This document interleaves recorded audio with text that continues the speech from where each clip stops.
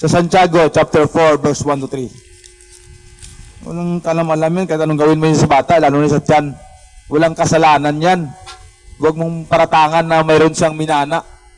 Ayan, chapter 4, verse 1 to 3. Saan nagbubuhat ang mga pagbabaka? At saan nagbubuhat ang mga pag-aaway sa inyo? Hindi baga nagbubuhat dito sa inyong mga kalayawan na bumabaka sa inyong mga sangkap. Kayo'y nag-iimbot at kayo'y wala. Yan. Kayo'y nagsisipatay at kayo'y nangag-iinggit at hindi maaring kamtan. Kayo'y nangakipag-away at nangakikipagbaka. Kayo'y wala sapagkat hindi kayo nagsihingi.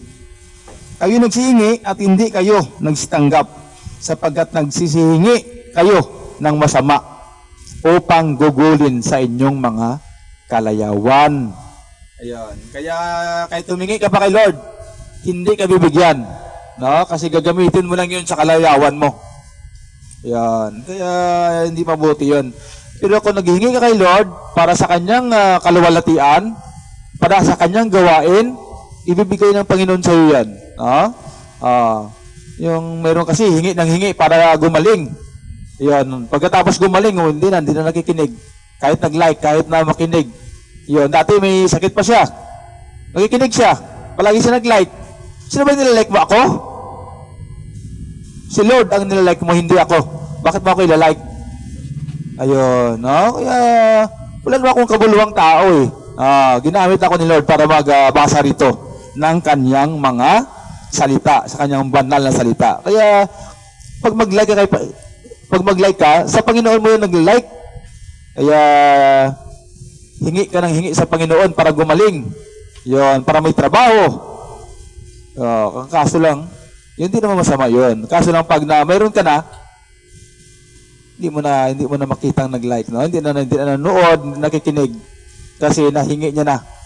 Naibigay na. Kaya minsan hindi pa yung binibigay ng Panginoon sa iyo. Kasi hindi pa nakuha niya ng Lord ang purpose kung bakit nandito ka nakikinig. So, thank you Lord, no? Salamat sa Panginoon, no? At saka, ito pala, yung conclusion. Nakalimutan ang conclusion, sorry. Ang conclusion, sa Job chapter 1, verse 20 to 22, no? Na, ito, basahin natin.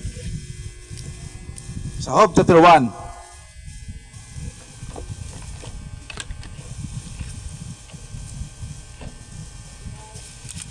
sa Job chapter 1, kasi hindi naman pwede manahin yan eh. Tingnan mo, ipinanganak na walang dala, kahit huwag mo sabihin, ipinanganak ka na may kasalanan ka ng dala.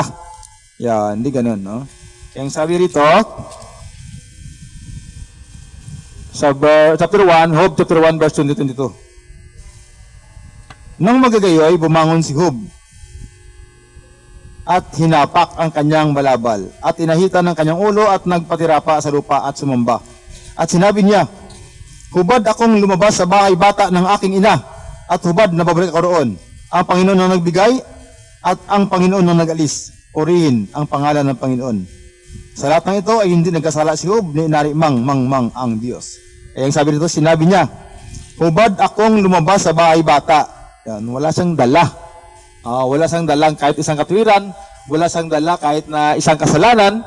No, wala siyang sinabing may kasalanan siyang dala na minana niya sa kanyang mga magulang. Walang gayon, no? Kaya sabi niya, hubad akong lumabas sa bahay bata ng aking ina. Wala siyang dala kahit isang katwiran. Mga sa atin mga tao, pag lumalaki na tayo, magaling na tayong mga twiran, no? Kaya ang galing-galing naman twiran, no?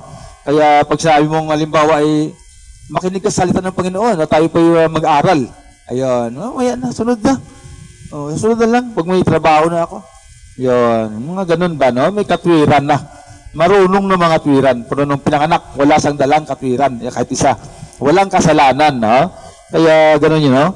Kaya ang sin of origin, saan ba nagmula o nag-originate ang kasalanan, no? Ay iba't alan ba? O sa puso ng tao nang galing? Yun. Ang masamang pag-iisip, ang mga pagpatay, mga pangalunya, pagkiapid, mga pagnanakaw, mga pagsaksi sa di katotohanan, mga pamumusong. Ito ang mga nakakahawa sa tao. Ayun, no? Sa Matthew chapter 15 verse 19 to 20. Yan. Kaya ang bata, o nasa tiyan pa lang ng nanay niya, hindi pa nakaranas ng mga ganitong mga kasalanan. Kaya hindi yon minamana. No? Walang original sin. Yon. Sin of origin mayroon. Kaya nga yun ang conclusion natin na hindi yun minamana. No? Walang gayong aral. Ayon sa Biblia. So, salamat sa Panginoon. No? At tayo po nakatapos na naman sa pakikinig ng mga salita ng Panginoon. Thank you, Lord. He said he gives on anyone. His love it goes away. For the Church of Jesus Christ, Tribulation God, sabi niya, God bless everyone, God bless Plapensa. Always smile and always remember, Jesus loves all. Through all the earth, that Jesus loves